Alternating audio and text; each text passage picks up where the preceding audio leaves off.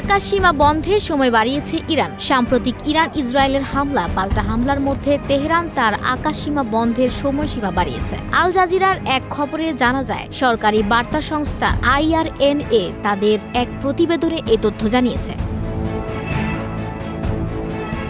IRNA বলেছে, পরিস্থিতি স্বাভাবিক না হওয়া পর্যন্ত আকাশসীমা বন্ধ থাকবে। নাগরিকদের বিমানবন্দরে না যেতে কর্তৃপক্ষ আহ্বান জানিয়েছে। এর বদলে সিভিল এভিয়েশন অর্গানাইজেশনের ওয়েবসাইট থেকে তথ্য জানতে বলা হয়েছে।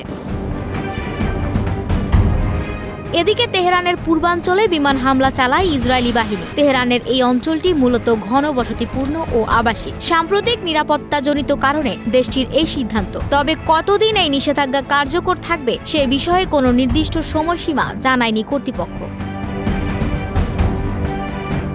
আকাশসীমা বন্ধের ফলে অভ্যন্তরীণ ও আন্তর্জাতিক উড়োজাহাজ চলাচলে ব্যাপক প্রভাব পড়েছে এবং সাধারণ যাত্রীদের অনেক অসুবিধা হচ্ছে। তবে বিমান সংস্থাগুলো তাদের ফ্লাইট কর্মসূচি পুনর্গঠনের প্রস্তুতি নিচ্ছে।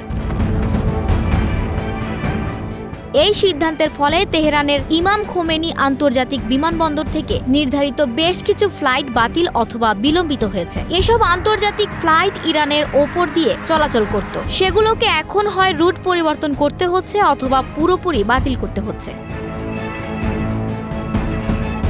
ইরানের স্থানীয় গণমাধ্যম প্রেস টিভি জানিয়েছে, 16 জুন সোমবার বিকেলের দিকে পূর্ব তেহরানের বাসিন্দাদের নিরাপদ স্থানে সরে যাওয়ার নির্দেশ দেয় ইসরায়েলি প্রতিরক্ষা বাহিনী IDF। এর কিছুক্ষণ পরই পূর্ব তেহরানের বিভিন্ন এলাকায় বোমা বর্ষণ শুরু হয়।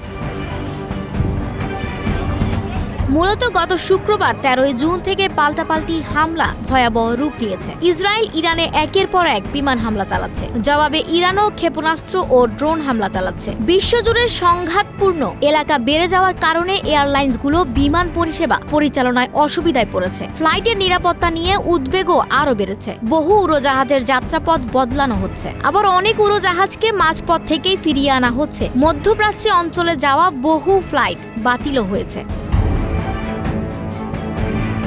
ফ্লাইট রাডারের ডাটায় দেখা গেছে, ইরান, ইরাক ও জর্ডানের আকাশসীমা খালি হয়ে আছে। সেখান দিয়ে যাওয়া ফ্লাইটগুলোকে সৌদি আরব কিংবা মিশরের দিকে ঘুরিয়ে দেওয়া হচ্ছে।